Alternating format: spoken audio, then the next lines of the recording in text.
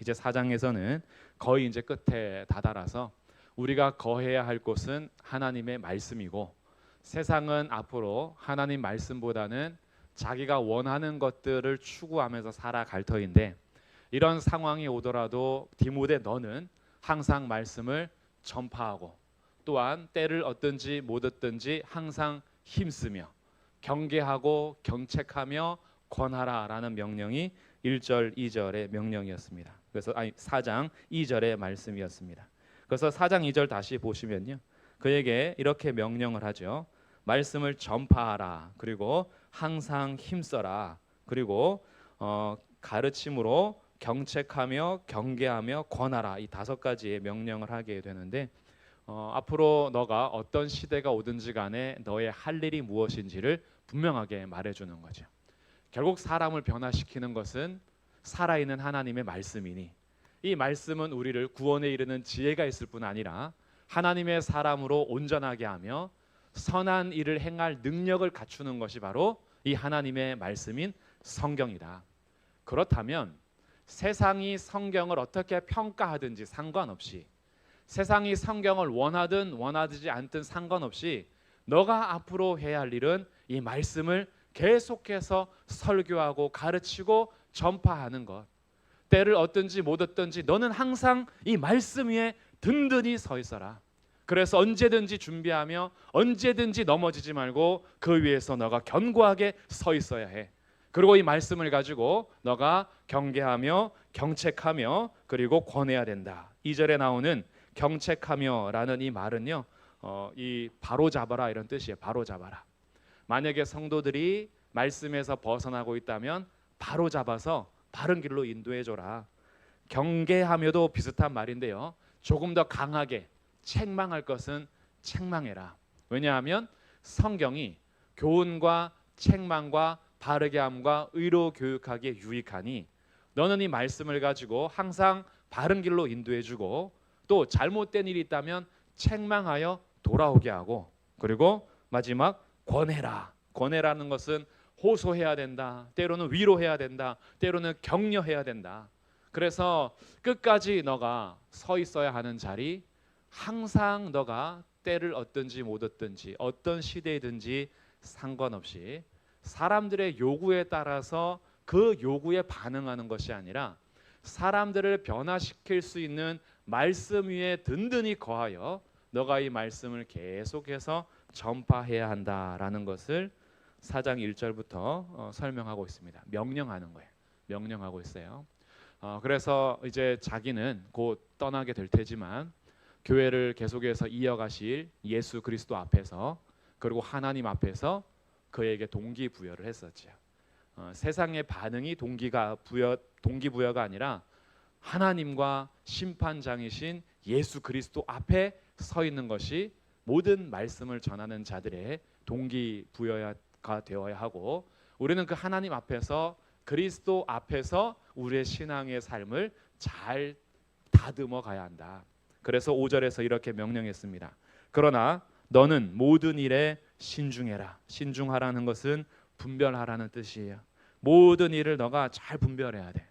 세상을 따라가는 대로 휩쓸리지 말고, 세상이 원하는 대로 따라가지 말고, 너가 모든 일에 신중해야 된다. 모든 일에 하나님 말씀을 가지고 분별해야 된다. 옳은 것인지 그른 것인지 기준은 말씀이다. 너가 따라가야 할 것인지 멈춰야 할 것인지 기준도 말씀이다. 모든 일에 신중해라. 그리고 하나님 말씀을 따르는 것이 우리에게 고난이 오기도 한다. 경건하게 살고자 하는 자들에게는 고난이 있을 것을 미리 말해 주었죠.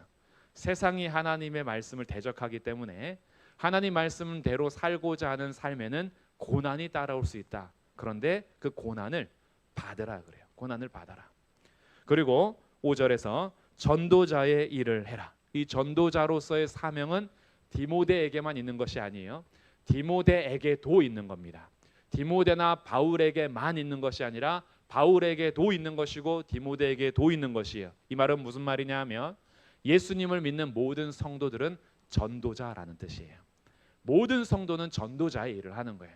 그러니 디모데 너도 그 일을 하라는 겁니다. 너도 전도자의 일을 해라.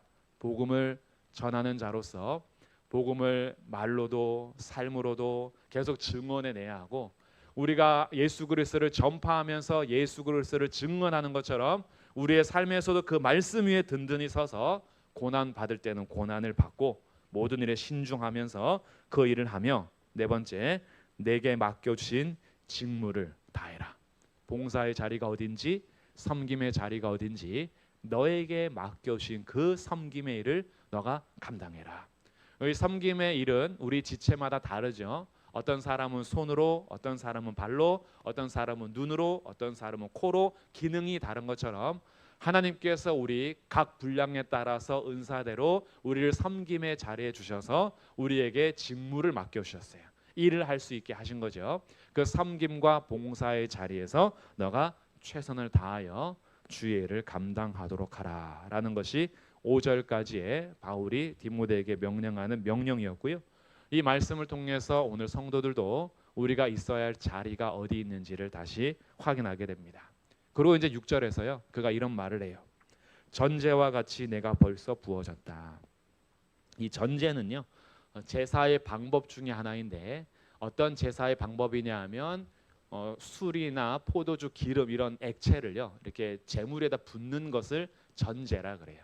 그러니까 태워드리는 건 화제라 그래요. 불화자 써서 태워드리는 건 화제다 이렇게 얘기하는 것처럼 이 전제는 붓는 것을 전제라 그래요.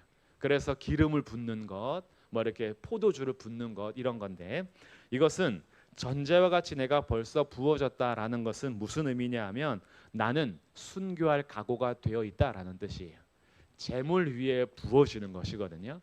예수님께서 우리를 위해서 자신의 모든 물과 피를 쏟아주신 것처럼 나도 이제 그 전제와 같이 부어질 것을, 순교와 죽음을 내가 받아들이겠다라는 거예요. 그래서 이미 나는 그 삶을 가고 있다. 내 인생이 이제 언제 끝날지 모른다. 전제와 같이 내가 벌써 부어지고 나의 떠날 시각이 가까웠다. 죽음을 앞두고 그러나 이 죽음을 억울해하지 않는 거예요. 내가 복음을 전하다가 감옥에 갇혀 곧 죽게 될 터지만 이것이 난 억울하지 않아요.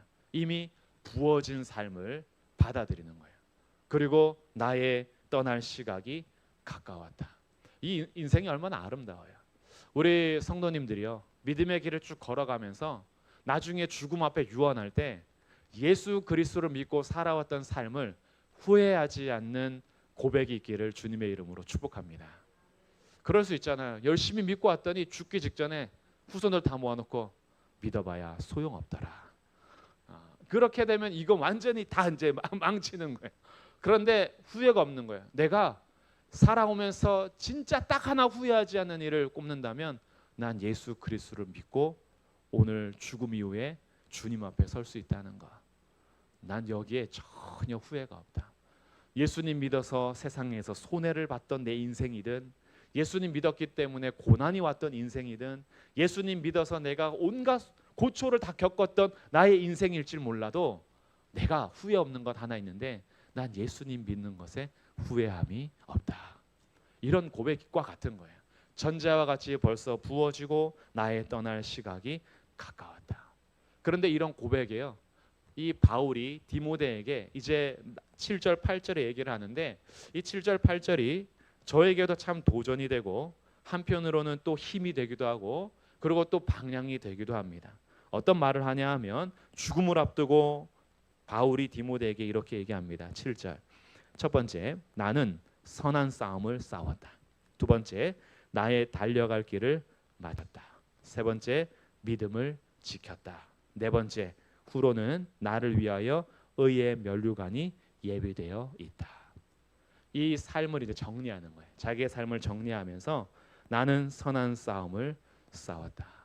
예수 그리스도를 믿고 그 믿음 이후에 살아가는 나의 삶은 선한 싸움을 싸우는 것이었다. 총칼을 들고 가서 다른 사람의 것을 빼앗아 나의 유익을 삼는 싸움이 아니었고, 나의 삶은 선한 증거가 있는 삶이었고 선한 열매를 위한 삶이었다라고 볼 수 있어요. 그러니 싸움에도 여러 종류가 있죠. 근데 우리가 싸워야 될 싸움은 바로 이런 선한 싸움인데, 이 선한 싸움을 이제 마무리하고 있는 거예요. 나는 선한 싸움을 싸웠다. 이렇게 고백할 수 있는 바울의 삶이 얼마나 고귀한지요. 나는 달려갈 길을 다 마쳤다.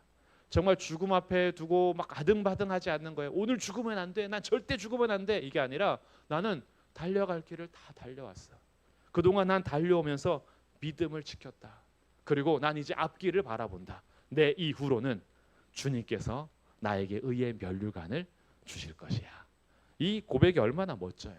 그래서 우리가 살아가야 될 삶의 방향도 제시해 주면서 동시에 이렇게 살아가야 함에 있어서 도전도 좀 되기도 하고, 그리고 오늘 나의 삶에 다시 용기가 되기도 합니다. 그렇지, 우리가 믿음을 지키며 나의 달려갈 길을 마치는 삶이 우리가 달려가야 될 삶이지라고 용기를 얻게 되기도 합니다. 그럼 이 내용에 대해서 제가 조금 더 설명을 드릴게요.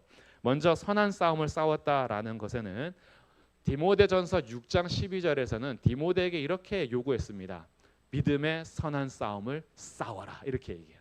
너는 믿음의 선한 싸움을 싸워라라고 권면했던 바울이 이제 자기의 인생을 마치기 앞두고서는 나는 선한 싸움을 싸웠다, 이렇게 얘기하는 거죠. 그럼 믿음의 선한 싸움에는 여러 종류가 있겠으나 오늘은 제가 두 가지만 정리해 드릴게요. 첫 번째는 내적인 싸움입니다. 나의 내면에서의 싸움이고, 두 번째는 외적인 싸움이에요. 하나님을 반대하는 세상과의 싸움이에요. 이 두 종류의 싸움이 있는데, 먼저 이 내적인 싸움을 다시 한번 표현한다면 죄와의 싸움입니다. 죄와의 싸움인데, 이 죄와의 싸움에서의 중심 내용은 뭐냐면 쾌락이에요. 쾌락. 우리가 나의 선한 싸움을 싸울 때 내 내면에 내 죄와 싸워간다라고 할 때 이 죄를 통해서 얻고자 하는 것이 무엇이냐면 쾌락이라는 거예요. 쾌락. 그래서 우리가 살아가는 동안에 내가 감각적인 쾌락, 어떤 영적인 쾌락, 여러 가지 쾌락을 내가 갖고 싶어 하는데, 이 쾌락에 대해서 죄가 주는 쾌락이 있어요. 달콤한 사탕이 우리에게 단맛을 내서 그 자극적인 것에 계속 매료가 되게 하는 것처럼, 이 죄라는 것은 우리에게 달콤한 유혹으로 다가와서 우리가 그 죄를 맛보았을 때에 주는 쾌락이 있어요. 그래서 죄는 처음에 우리를 유혹합니다. 달콤한 냄새를 이렇게 풍기면서 유혹을 해요. 그럼 이제 이 안에서 갈등이 생기죠. 이 유혹을 내가 받아들일까 말까. 그러니까 죄가 지금 손님인 거예요. 나 달콤해, 내 손 잡아봐. 이제 고민을 하는 거죠. 저 손을 잡아 마라라고 숙고합니다. 그러다가 계속해서 이 안에서 뭘 원하냐 하면 저 죄는 어떤 기쁨을 줄까? 이런 호기심이 나타나기 시작해요. 그리고 이 마음이 그 죄를 원하게 되면서 죄와 손잡습니다. 죄와 손잡았을 때에 주는 기쁨이 있어요. 즐거움과 쾌락이 있다는 뜻이에요. 일시적이고 아주 자극적이지만 우리에게 이 죄가 주는 쾌락을 맛보면요, 그 죄를 계속해서 탐닉하게 되죠. 그러다 보면은 결국에는 죄에게 굴복합니다. 죄에게 굴복한 내 삶이 때로는 괴롭기도 해요. 그러나 그 죄가 주는 쾌락과 달콤함에 벗어날 수가 없어요. 그래서 또다시 손을 잡습니다. 이것이 반복이 되면 그 죄는 나의 삶의 습관이 돼요. 이것이 우리를 무너뜨리는 죄와의 싸움인데, 이 죄와의 싸움을 싸워야 된다는 거예요. 죄와의 싸움을 포기하지 말고 나에게 계속 제한을 해요. 계속 죄가 주는 쾌락과 즐거움이 있어요. 이 싸움을 어떻게 해요? 포기하지 말고 싸워라. 그러면 우리가 이 죄와 싸우는 것은 어떻게 해야 되는가? 계속해서 내가 싸워야 될 싸움은 육체의 쾌락을 따르지 말고 주님을 기뻐하는 삶을 추구해야 돼요. 이건 싸움이에요. 내 삶의 싸움을 거셔야 돼요. 내가 무엇을 즐거워할 것인가에 대해서 싸움을 거셔야 되는 거예요. 그래서 어린이들에게는 아주 단순하게 어떤 제안을 하냐 하면 성경책을 읽는 것과 만화책을 읽는 것, 요즘엔 만화책 아니죠. 웹툰을 보거나 게임을 하거나 딱 둘 중에 놓고, 당장 우리에게 기쁨을 주는 건 성경 읽기가 아니죠. 성경 읽기는 당장 기쁨을 주지 않아요. 그런데 게임, 우리 웹툰 보는 거, 뭐 영상 보는 거, 이런 건 당장 기쁨이 있죠. 그러니까 사람들이 이것을, 어린이들뿐만이 아니라 우리도 마찬가지. 당연히 너무나 자연스럽게 손잡는 것은 성경보다는 이런 거죠. 웹툰 같은 거. 우리 권사님들은 웹툰을 보시진 않겠지만 이런 것들을 손잡기 시작하면 어쨌든 내 삶에서는 이 정해진 시간이 있고 나의 공간이 있어요. 근데 시간과 공간 안에서 나는 계속해서 여기에 빠져 있는 거예요. 그 하나님 말씀이 점점 멀어지죠. 이것은 나에게 기쁨이 안 돼요. 예배가 기쁨이 되지 않고 기도가 기쁨이 되지 않고 찬송이 기쁨이 되지 않아요. 그러면서 계속 나에게 주는 이 당장의 기쁨을 계속 추구하고 살면은 이 영적인 기쁨, 참된 기쁨과는 자꾸 멀어집니다. 여기에 싸움을 거시라는 거예요. 당장 성경 읽는 것이 나에게 기쁨이 안 돼도 싸우는 거예요.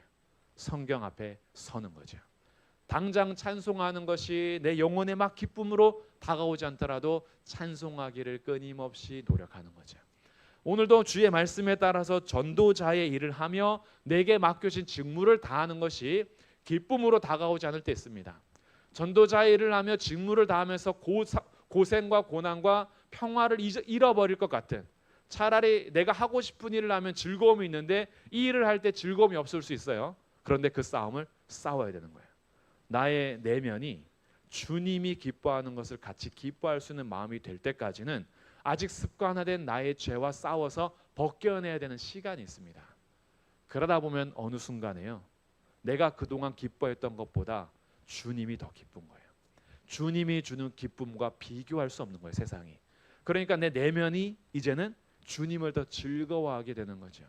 이것이 그냥 단번에 오늘 설교 듣고 예배 드렸다고 해서 되는 게 아니잖아요. 우린 마치고 나면 또 똑같이 살 거거든요. 지금도 혹시 모르겠어요. 오늘 드라마 뭐 하는지, 예배 끝나면 뭐 볼까, 이 생각만 빠져 있을 수도 있고. 그러니까 우리의 삶에서는요, 항상 이런 싸움이 있는데 이 싸움을 어떻게 해요? 싸우라는 거예요.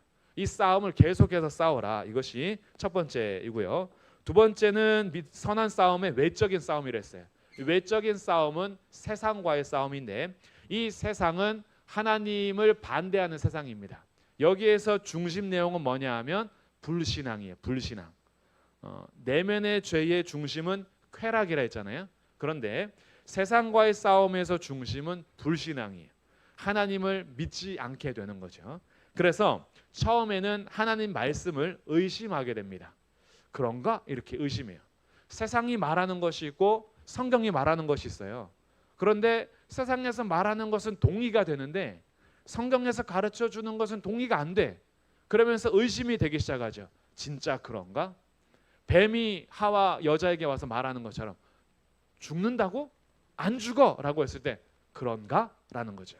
누구 말을 믿을 것인가? 의심 단계가 있다가 두 번째 단계를 가면은 말씀을 거부합니다. 말씀은 아닌 것 같아. 말씀이 진짜가 아니라 세상이 말하는 게 진짜 같아. 그래서 말씀을 거부하고 세상에 복종합니다. 그러다 보면 나의 삶이 세상과 동화돼요. 예수님을 믿는다라고는 하지만 세상에서 전혀 세상과 구별됨이 없는 거죠. 똑같이 살아가요.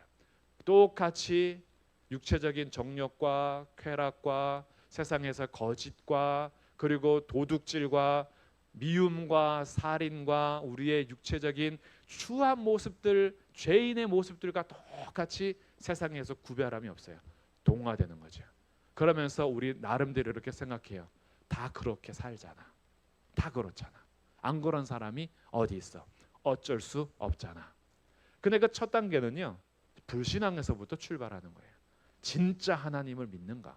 진짜 하나님 말씀이 세상보다 참이며 진리라는 것을 믿는가의 싸움인 거예요. 그래서 하나님이 어떤 분인지 더 알아야 하고 하나님을 향한 신뢰를 배워야 하는데 말씀을 거부하기 시작하면서 세상에는 귀가 열렸는데 하나님 말씀에는 귀가 안 열리는 거예요.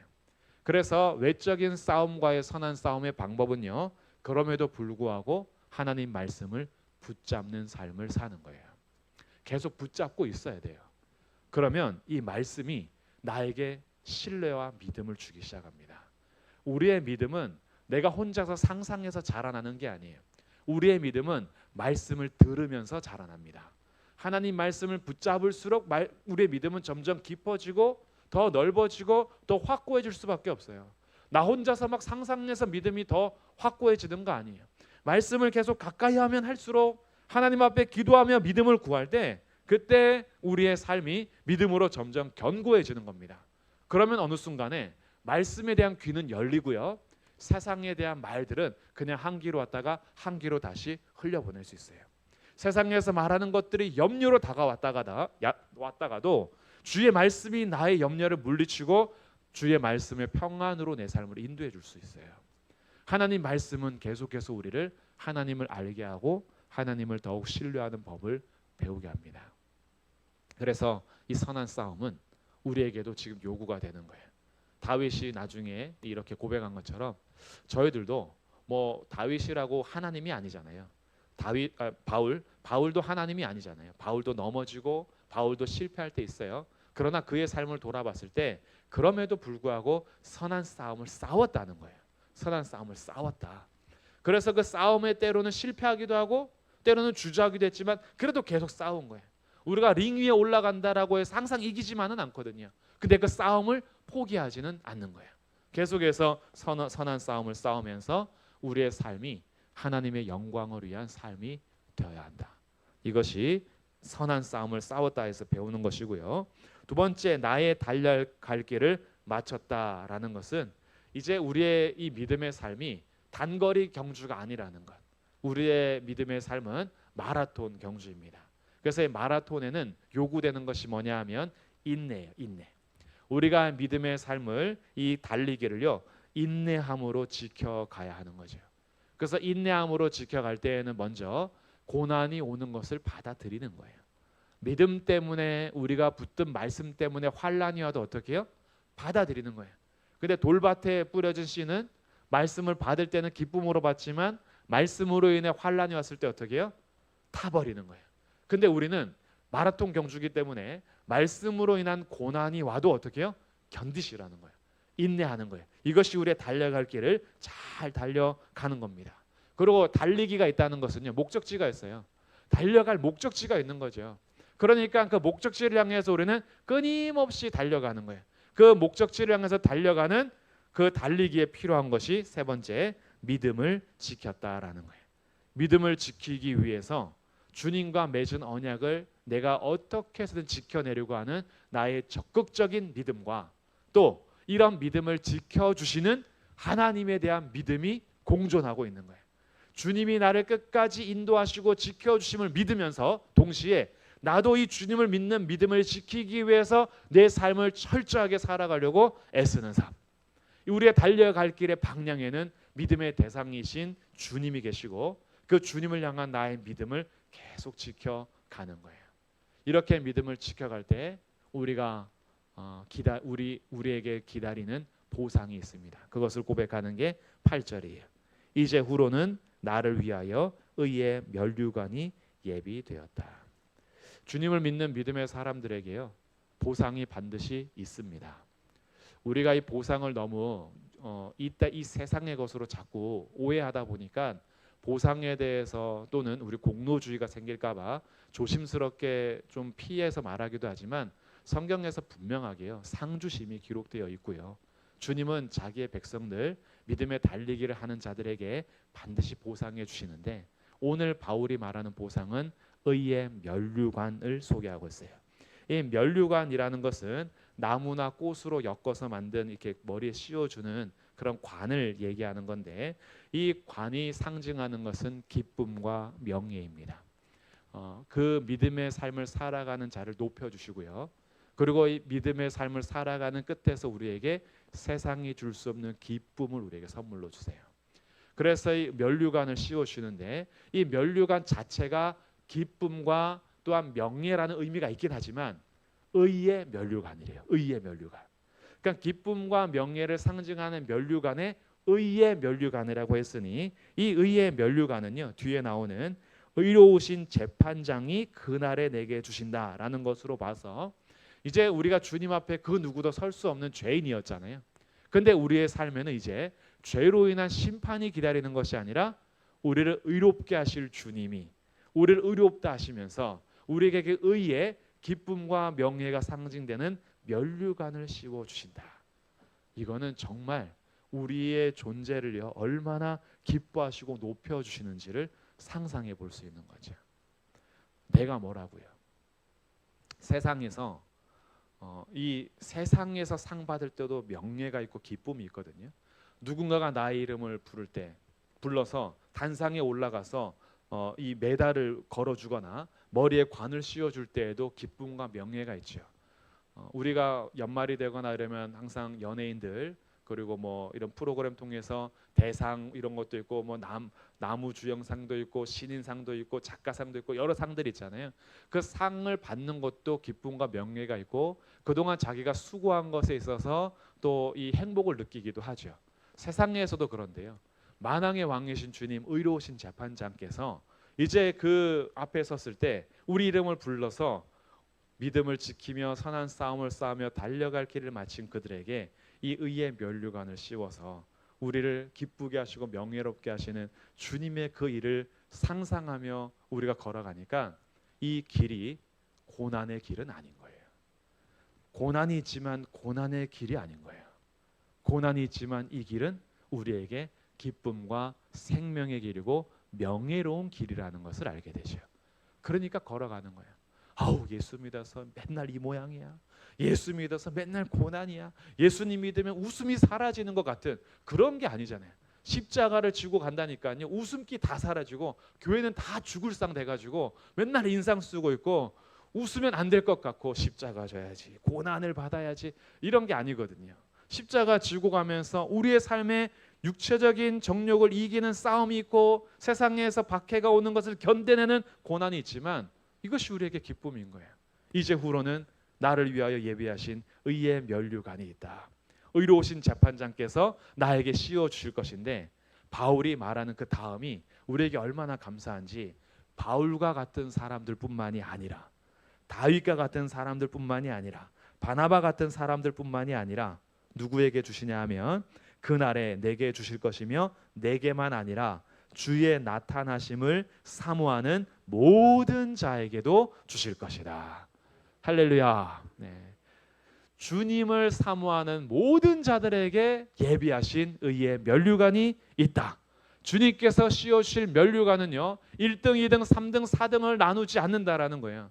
세상에서 경주는 금메달, 은메달, 동메달 그 이후로는 아무것도 아니지만 주님께서 기다리시면서 준비한 면류관은 등수 정해놓고 100명까지만 이런 거 없는 거예요. 이제 3명만 주겠다 이런 게 없는 거죠. 그 주님을 사모하며 달려오는 모든 자들에게 의의 면류관을 씌워 주실 것이다. 이것이 우리에게 약속하신 하나님께서 약속하신 보상이고 선물입니다. 그러니 오늘도 우리는 같이 달려갈 수 있는 거죠. 우리 교회에서는 누구만 받을 수 있을까 보면서 나는 못 받겠다 이러지 않는 거예요. 우리 모든 성도들이 이 달리기를 다 마치는 거예요. 순서는 물론 이렇게 달리기의 순서는 있겠죠.